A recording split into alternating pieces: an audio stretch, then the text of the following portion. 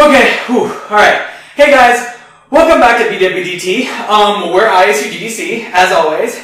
But you want to know what's something great about game design, but is like never ever talked about? Voice acting. It's something that's very, very integral to the games industry as we know today. I mean, imagine if like your favorite games didn't have any voice acting in them at all. Like Mass Effect, or Fallout, or Doom. They'd be entirely different games. Well, this week, we got to talk to a fantastic, amazing voice actress. This week, we get to sit down with Ashly Burch, who some of you guys might know better as Tiny Tina from Borderlands, or Chloe from Life is Strange. And I don't even want to waste your time anymore, so just here's Ashly Burch. Let's get into it then. Why don't we have you start off? Why don't you give us a little introduction to Miss Ashly Burch, who you are and kind of what you do and why we want to talk to you. Sure. I'm a voice actor and I guess on-camera actor and writer for various things. So I write and act in a web series called Hey Ash, What You Playin'?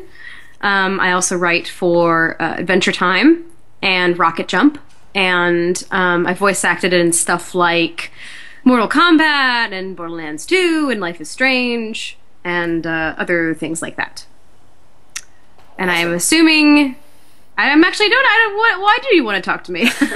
Well, one of the reasons. Well, okay, because actually all the voice acting stuff that you mentioned is one of the biggest reasons we want to talk to you, because that's never something that's ever covered in a lot of game development circles. Like, sure. You know, they'll cover things like. Can you hear my my blinds in the background? A little bit, but I mean that's. Here, I'm gonna go close the door just a second. Actually, one of the reasons that so the reason we want to talk to you was because voice acting is something that's actually fairly crucial in things like game design and, you know, making games out there that matter, but it's hardly ever anything that's covered well. You Sure. hear all sorts of things like, here's how to use an engine like Unity or Unreal 4. Here's how to do realistic lighting and shading. Here's how to write good characters. But they never ever talk about how to be an actor in the games industry, how to go into voice acting, or you know, maybe even something like motion cap. And so when I finally got the chance to meet you up at GlitchCon, I was like, wow, this would be perfect, because she's voiced, I mean, like you said, everybody knows Tiny Tina. Everybody loves Tiny Tina. Thank you. Oh, trust Not me, everyone. it's Some true. people. So I figured this would be a perfect opportunity to talk to you about what it's like being a voice actor, and, you know, pertain it to video games, but I'm sure it carries over across all your different mediums that you've done it for. Yeah, specifically, did you want me to talk about how to get into it, or just literally the experience of being a voice actor, or? Actually, well, you know, we actually got a lot of questions from a lot of different parts of it, but we do get a lot of people who asked, or I did get a lot of people who asked how you got into it. Yeah, how you started voice acting, and if they were, you know, interested in it, what are some steps that they could maybe take, if you had any advice for them? Sure. So I mean, I took sort of a circuitous route into voice acting, in that it all started, kind of everything has started with Hey Ash, What You Playin'? So I started doing that web series with my brother in 2008, and Anthony got hired at Gearbox, and then I auditioned for Tiny Tina, and things have kind of progressed from there. But I honestly, I mean, I got an agent because I was working at Valve, and an awesome fella named Brandon from Nickelodeon came to Valve, and one of my coworkers, who was very sweet, was like, "You should put Ashly in something." And then he was like, and then Brandon from Nickelodeon was very sweet and said, "I'll get her a general audition." And then from there, I got agents. So I took a really weird random. I literally moved to Seattle and then came back, and I think you'll find that many voice actors have sort of a weird way that they got into the industry, so there's really no set path that I can tell you, which I know is not completely helpful, but there are definitely skills and tools that you can learn that will make, however weird way you get into the industry, will give you the tools that you need to take advantage of opportunities like that when they arise. So, first things first, is that you want to have a stable of voices that you can reliably do that are very distinct from one another. So if you go to Voice Bank, or actually if you look up any of the major agencies in Los Angeles, so there's I'm with Abrams Artists, there's SBV, there's AVO, I believe. There's lots of different agencies, and they will all, I think most of them have it so that you can go through their talent list and actually listen to people's reels. So, for example, you could go to Jennifer Hale's agency's website and listen to Jennifer Hale's reel, and various other people. And so listen to those reels, and you'll notice that there are usually around 12 voices that the actor is displaying. And a lot of the reels will have, like, they'll just be snippets from things that the person was cast in. But if you're making your own reel and you're developing your own body of voices, independent of actual projects that you've done, you'll notice that the reels have sound effects and or music in the back of them to make them sound dynamic and stuff. So you want to sort of model, when you're creating a reel, you want to model your reel off of industry standard reels. But the main thing is finding 12 voices that you feel like are really representative of your range. And also, a big no-no is if you can only say one sentence in a British accent, and that one sentence sounds really great, but you can only say that one, you shouldn't put it in your reel. Because if you ever get booked for your British accent, and you can only say a sentence, it probably won't go over well with whoever cast you. Have you ever run into issues with that, where you have a voice you kind of like, or you think you can do, and then you went into it and tried to do it for multiple different lines, and you just weren't able to do it? No, I haven't had that problem. Just because you practice with the voice that you're doing, and you make sure that you can deliver.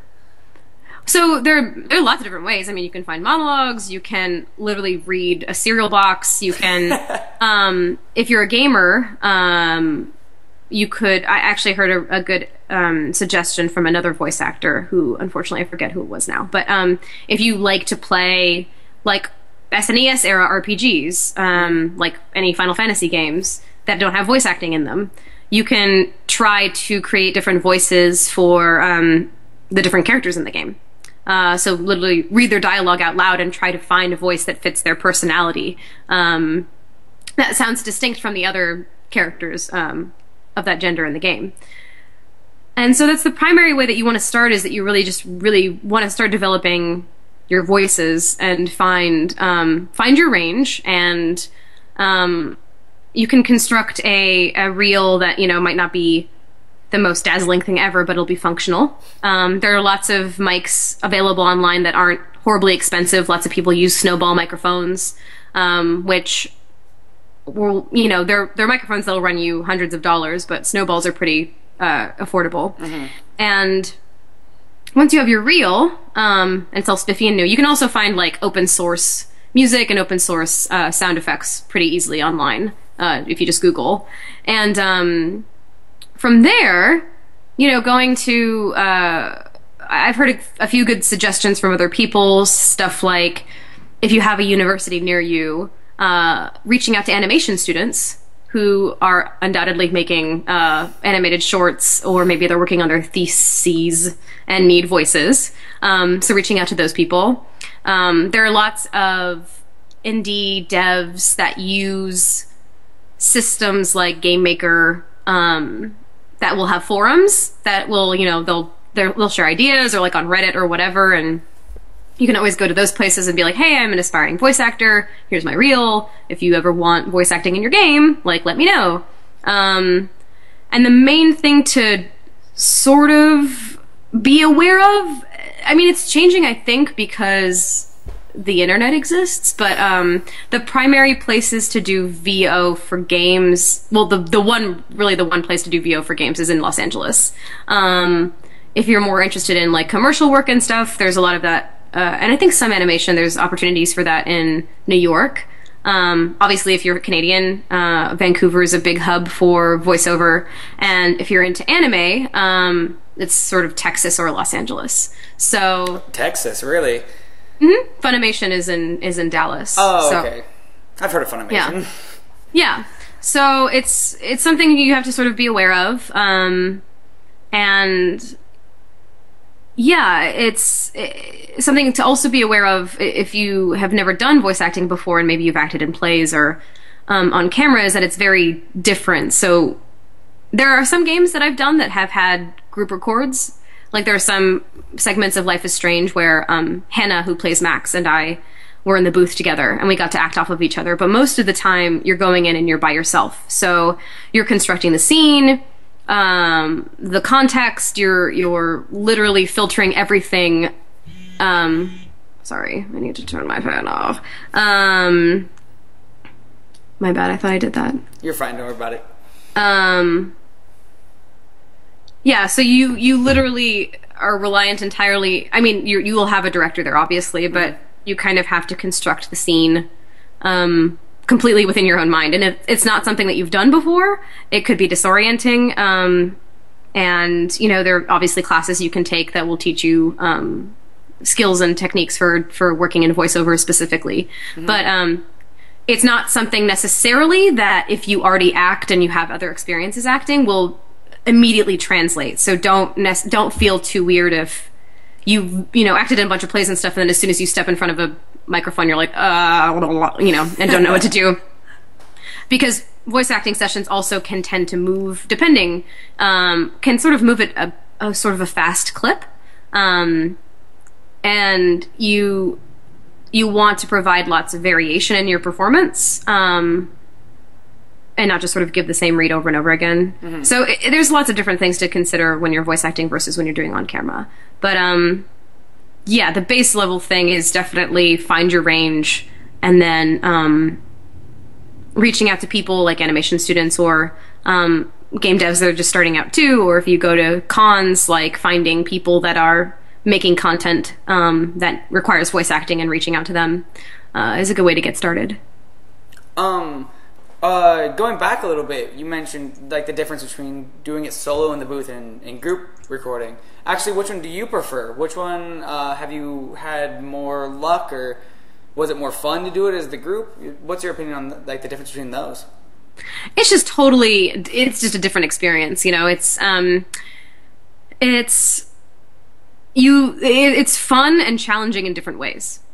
It's really like there's something really fun and weirdly invigorating about being in the booth by yourself and just finding all of those moments on your own. And then there's something really wonderful and lovely about connecting with another human and sharing a scene together. So it's really just like, it's like you're flexing different muscles, really. And another thing that you said was finding your range. What did you exactly mean by that? You've probably explained it, but I might have lost it. Oh, no. It's pretty much just find the different archetypes of characters that you can do and how comfortably, literally, physically, how comfortably low can you go in a voice and sustain it? How comfortably high can you go? Do you feel comfortable and are you capable of pulling off a really low demonic voice, and then can you go all the way up to like a really high pitched like fun little girl voice or something, or a little boy voice? It's sort of just finding, you're sort of thinking, what you want to try to be thinking about is what will surprise someone. Like you want to put two voices back to back that will be distinct enough and then so different that someone hears that and is like, holy crap, they have crazy range, you know? Yeah. So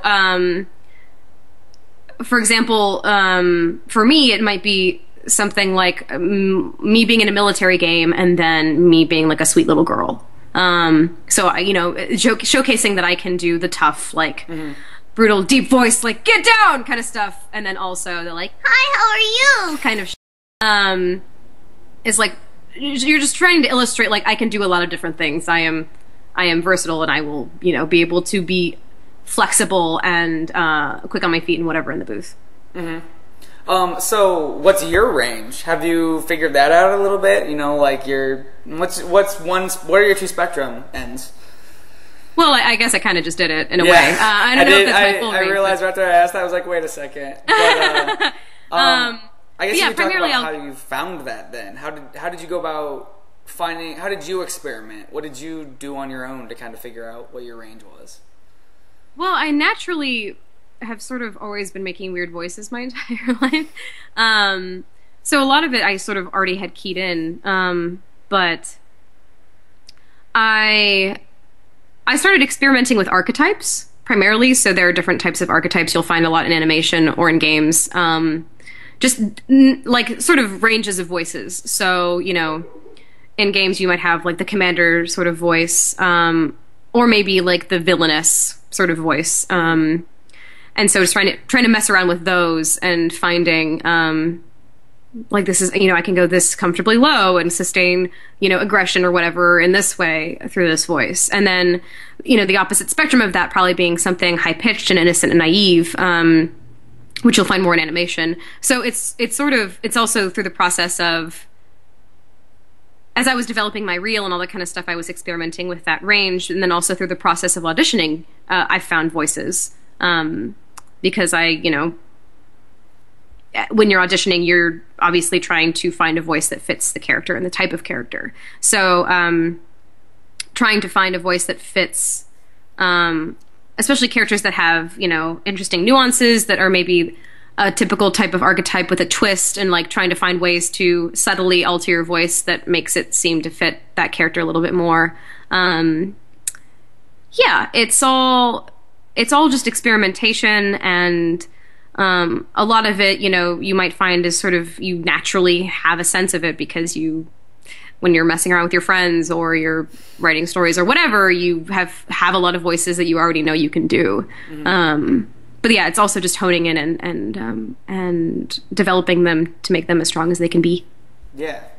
And actually, that whole developing them into something, whatever they can be, is kind of leads into this question. But one of our members actually asked, what differentiates an okay voice actor from a professional? Is it the development of this voice, or is it something else, something that you may haven't talked about yet?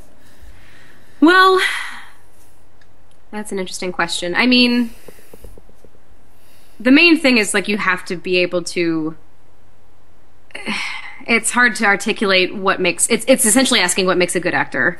In a way, you know? I mean, there are certain things like versatility in a voice actor is really wonderful. So there are many voice actors that are literally chameleons. Like, you probably don't know it, but Nolan North is a chameleon, and he gets cast a lot as his natural voice, like Nathan Drake, because it's great, but he's in a million games and you would never know it because he can just mask his voice super well. So that is definitely a skill that will enable you to book more, and will make you, that versatility will ensure that you work more and consistently and longer. But just in terms of acting baseline, I mean, you just have to know how to act, sort of, and it's hard to articulate. I hope that doesn't sound like weird or harsh or something, but it's this, you... And I don't want to get too, like, philosophical or fucking... it's really...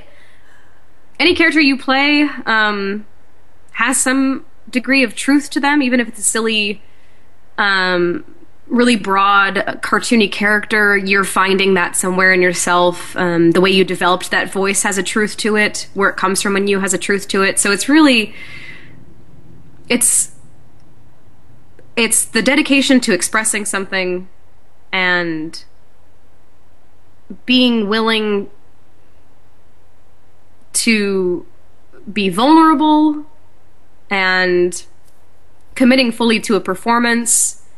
It's interesting because acting is one of the most insecure jobs that you can have, because it's, you know, you don't know when you're going to book your next gig, and there's lots of rejection and stuff like that, but you have to be confident in the booth, and not in a sense that, like, I know what's right and the director doesn't, but in the way of completely giving of yourself in the moment, and committing to the choice and that you're making, and owning it. And it sounds so hoity-toity and stuff, but it's really it's finding the truth even in the silly characters, because that voice comes from you and you developed it for a reason, and where does that come from? And it's just Yeah, I mean, and people develop their acting craft in different ways. Lots of people take classes. Some people just do on the job training. It's completely variable, but it's really finding the method that works for you and just really committing to the craft and not making it a thing that's sort of making it not a fly by night sort of thing, but something that you're really committed to, I guess. Yeah. I don't know if that was a good answer. Someone's going to take something from it. There's no such thing as a good answer. Yeah. So what's kind of have you ever been in a situation where your voice, like, what's your most, I don't know how to phrase it. Like, what was your because you mentioned something, about being vulnerable and, drawing from inspiration or, making it a real character, based on that small grain of truth. Mm-hmm. Has that ever rung true with you with any of your characters that have ever done? Like something that you can really just kind of say, I knew what memories I was drawing from for that character. Oh, definitely. I mean, I've definitely felt that way with Tina, with Tiny Tina, and the Assault on Dragon Keep DLC. Oh. And pretty much all of my, especially in the latter episodes of Life is Strange, yeah, there's a lot of, I'm drawing on a lot of deeper stuff with Chloe, which has been really actually exciting and invigorating and challenging in the best way. But yeah, a lot of, especially episode 4 hasn't come out yet, but especially episode 4. Really? Yeah, so a lot something to watch out for then is episode 4. Episode 4 is intense. It's definitely really intense. It's probably the most intense performance that I've experienced to date. Like really? Getting there and performing for sure. Awesome. Yeah. Okay. Yeah, here's a good one. Okay. How do you prepare for a role? We've covered, what kind of stuff you pull from and everything like that. But before you go into the booth, or before you maybe even audition for something, what's one way that you, or not necessarily one way, what are some of the ways that you prepare yourself to either get in character or really, pull those experiences that you need to the surface? How do you prepare for a role in any way, either performing or auditioning? I mean, sometimes I'm not able to prepare for a role. Interestingly, a lot of times I've shown up on the day for a gig and I won't even know what I'm recording, and I'll see the script for the very first time when I walk in the booth. That's a big one I forgot to mention, is that voice acting is hard because you often don't get the script beforehand, and you have to be able to sight read perform. So you will. You'll get the script in the booth on the day, the moment you walk in, and you kind of have to just be able to deliver while maybe even reading the copy for the very first time. So that's a skill that you have to sort of have to voice act. Often there's not very much preparation allotted for roles. So there is this element of being able to think on your feet and pull from experience very quickly, is important. And but when I have, if I get the script beforehand, or if I'm auditioning for something, because obviously you get the sides before you audition, it's all about it's about finding the voice and finding where that voice lives and why you're choosing. Why am I adding texture to this voice, for example? Like a huskiness or a raspiness or a breathy quality. Or is it stronger to go with my natural voice for this type of character, for what this character is going through? And you just sort of have to know, you have to sort of start understanding the implications of whatever vocal choice you make. Mm-hmm. So my natural voice I mean, just as I'm speaking right now, it's probably like a mid-range female voice.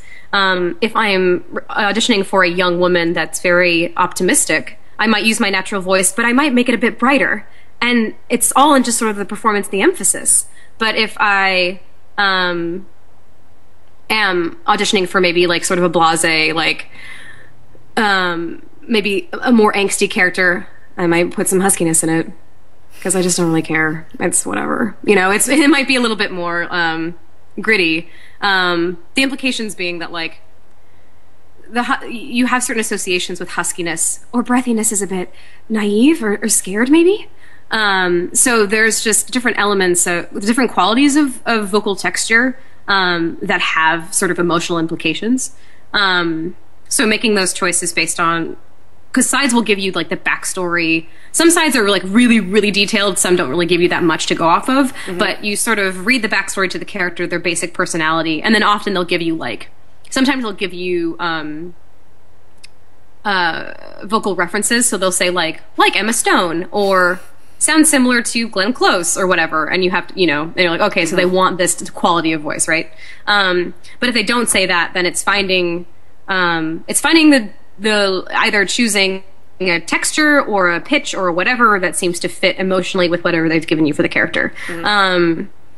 So that's part of it. And then often I do a lot of recording auditions from home, so I'll do a couple of takes to sort of get into the character, and I listen back and I think about the choice and whether or not it feels right, and often, you know, I'll adjust based on like, no, this none of this is bright enough, and I need to adjust to make this character brighter. Or I might hear back a performance and then think about it and be like, oh, this would actually be funnier. It would make the joke play more if I said this faster, or if I, you know, slowed it down. You know, it's one of those things. But if you audition at an agency, for example, then you'll have directors there that will help you sort of find those things. So then your main thing is just sort of finding the base level voice of like, who is this character? And based on that, what sort of associations do I have with this type of voice in my library? If it's so for example, if you're auditioning for an RPG and it's you're auditioning for an elf, you might have, they might want like a sort of like a less, what's the word I'm looking for? They might deliberately say like, we don't want this elf to sound like a Lord of the Rings elf, like this elf is more rough and tumble or whatever. But if there's sort of like a serene, self-possessed elf, you might go with a lower register, because it has a sort of regalness to it that my natural voice doesn't have. So it's just sort of like deciding who the character is and what sort of vocal affectation best illustrates that. So now I actually two questions from that. But the first one is that texturing hard to do on certain voices? Like, for instance, you know, Tiny Tina is kind of an exaggerated, if not a caricaturized, you know, voice. But was that hard to add texture to itself, because it almost is itself a texture? No, I mean, it's there are different. You'll also just find as you sort of develop different variations of a vocal range. So Tina's definitely like in my little girl lexicon, right? She's like a weird little girl though, because she talks in like slang and like, I don't know, she's kind of weird. She's sort of almost like not really a little girl that much. But then if I'm playing a sweet innocent little girl, it might be a little more like sweet. And I don't know, Mom. Like, you know, it's like there's less. There's almost like a wink and a nod in Tina's voice. It's less realistic little girl, and it's more just like, this is not a type of little girl that you've met before. But if I'm trying to go more, or if I'm just like an angry little kid, like, Mom, what are you doing? Like, there's just you just sort of find, like, she has a little bit more huskiness to her because she's a little bit rougher around the edges versus, but it's literally just like, if you have the range, the pitch range to go there, then adding texture after the fact usually isn't that bad. I mean, I'm definitely more comfortable in my higher than in my lower range, so if I have to go any lower than this, it gets kind of harder to find nuances in there because I'm like pushing the bottom of my range a lot more, you know? Yeah. Yeah. So then the second question that spawned from what you were saying was, you actually said you did auditions at home. And actually one of the things I'm dealing with here is the echoiness of the kitchen. So what are you? Oh, it's not really like even equipment, but like what do you do to set up at home to record a good sounding audition or voice clip? Sure. So I got really lucky in that I was just given a really high quality microphone because a friend was using it for something and then no longer needed it, and they were like, "Do you want it?" And I was like, yes, I do." So I got really lucky, and that my microphone is just pretty high quality. I have lots of friends with home setups. The popular way of doing it is like if you have a closet, you record in your closet, but you do the thing where you have to sort of augment the sound though, because if you're just recording straight up in your closet with no and without having done anything to soundproof it, it will sound like you're recording in your closet. So there's like different tricks. Like if you eat eggs, you can put egg cartons, like cut the egg carton and put it up all around your walls, and that will provide like, it's sort of like sound foam, or you can buy sound foam and sort of put that up. But yeah, it's also just useful. It's worth, I think, maybe investing in some good headphones. There are headphones made specifically for recording that will just give you a really good idea of what your voice sounds like when played back. Can you think of any brands at all? Well, the one I use is, what is this brand?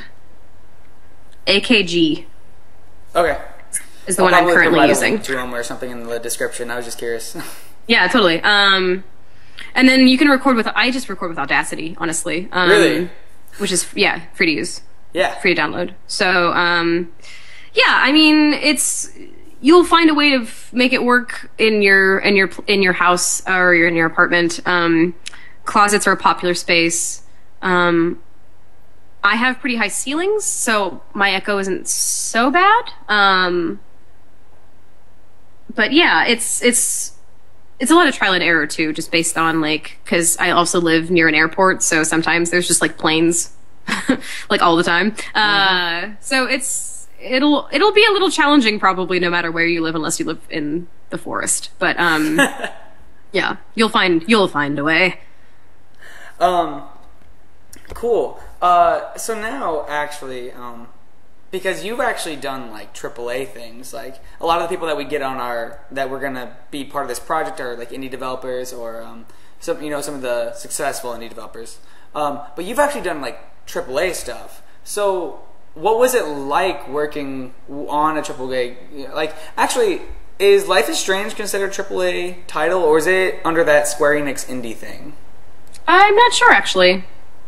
Well, then by your account, is it comparable to how it was working on Borderlands, or is it easier? It's just totally I mean, it's really not, the difference isn't usually as much, in my experience. In my experience, the main factor is the director, pretty much. So,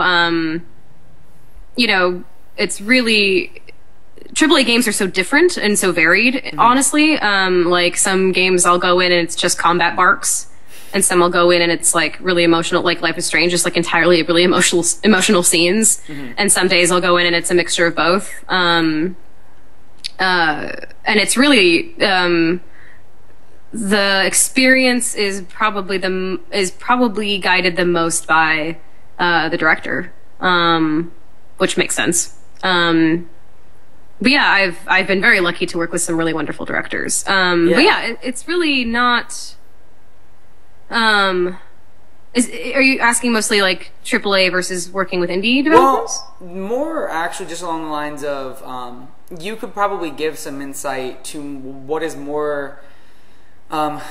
You've done actual voice work that wasn't just done in somebody's closet, or done in somebody's done in with somebody's wall with egg cartons. Like, you've actually gone to a studio, I'm assuming. Yeah. And actually like recorded. So what's that like? What can you imagine is different between that than, say, somebody who has been recording in their closet? Well, you'll have a director, so that'll be helpful. You won't be directing yourself. You'll also have a director that is experienced, and that is exactly what they do. Like, lots of indie devs, it's usually the indie dev that is directing you is also writing it, is also probably doing some other version other part of the game development cycle. So maybe they're the artist, writer, and director, or they're the writer, programmer, and people. I mean, in indie dev studios, people are usually pulling double, triple duty. Yeah. Versus if you are working on a AAA game, you might be directed by the writer. That's a possibility, but often they have just hired a director to direct you, and that's the entire thing that they're focused on. So that's a major difference. Then also, the nice thing about obviously recording in a booth is that you don't have to worry about monitoring and adjusting your own levels. You're just only worrying about giving performance. So whereas often if I'm recording myself, can sometimes be hampered by having to adjust levels so that I'm not exploding my mic and clipping and making the take useless. Especially because there are some sides that will go from a conversational thing to like, get down! And you have to sort of break from the moment maybe and adjust your level and then keep going. So someone else is hired there to do that for you, the engineer. Yeah, that's the sound engineering job out there, guys. That's sound engineering. It's an important job. My God. Cheers to the sound engineers of the world. Without them, we would be nothing. Yeah, so it's really just pretty much if you're going into a studio, there are a bunch of things in place to make it so that the only thing you have to worry about is giving the performance. Well, this one's actually more of a, just kind of, it's almost more of a personal one, but what's been your favorite experience in voice acting so far? Whether it's a character you've done, a person you've met or performed with, or something that was completely unrelated and it just was, break time and some crazy shenanigans happened. It's too hard. Everything is the answer. It's impossible. I'm sorry, it's such a cop-out, but yeah, I really can't. I can't pick a single moment. There isn't even one that comes to mind. I just feel it's like picking children. You know what I mean? I feel like if I say the one thing, then I'm implicitly saying that the other ones weren't as great when they totally were. I mean, working on Life is Strange has been amazing, just because it's so different and it's challenged me a lot as an actor. But I'm just insanely lucky. I have such a fun job. I literally go in and make stupid voices, so it's kind of every gig is a joy. All right. Well, then we can wrap this up. But before we go, you have the honor of being asked our ending question. But what is your favorite game of all time? Oh boy, that's also really hard. Okay, so I'm going to give, again, a cop-out question because I'm going to give different answers for different things. So for nostalgia, warm center of my heart, my gooey nougat center game is Harvest Moon 64. My favorite mechanically designed game is Spelunky. And my favorite games can tell incredible stories is probably Mass Effect. I can't just pick two. I mean, 2 is my favorite probably of the 3, but the Mass Effect franchise. So even with that ending to Mass Effect 3? It really didn't bother me that much, honestly. Really? Yeah. I mean, I was also prepped for it because everyone was complaining about it, but but I thought it was, I mean, and that whole thing it's not just about the ending, it's about the whole journey, and that game is pretty much perfect in the way that it handles a lot of the stuff that it's set up in 1 and 2, so. Hey guys, welcome back to Enslate. You should probably just stop listening to this and go back and watch, Ashly Burch again, because she's so flippin' awesome. Oh, I love Ashly Burch. So yeah, you should totally do that. And definitely don't forget to share this video with anybody who likes Borderlands or Life is Strange or puppies or babies or getting flowers and chocolate for their birthday or anybody who likes wrestling or anybody who likes being alive. Yeah. Also, you guys should check out the Yeti. Really awesome stuff. Go check it out. You guys know I love it.